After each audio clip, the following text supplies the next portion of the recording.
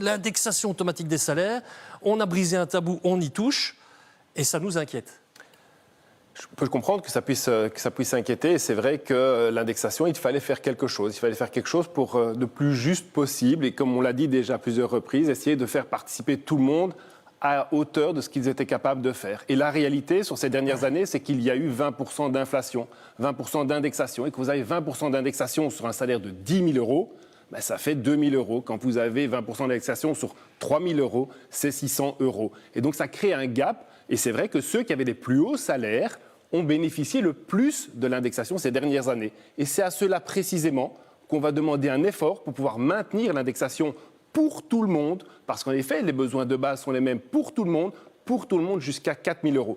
Et par 2 fois, pas de manière systématique, par 2 fois, nous allons demander à ceux qui ont un salaire supérieur à 4 000 euros de dire que sur cette partie qui va au-delà des 4 000 euros, oui, il faut un effort. Mais c'est ceux-là même qui ont le plus profité de l'indexation très importante que nous avons eue, bien plus que les bas salaires. Alors quand il faut faire des choix, il faut faire des choix de manière la plus juste possible. C'est ça qu'on a essayé de faire. En se disant, quand on a un certain montant à investir, essayons de le faire de la manière la plus correcte, la plus juste possible.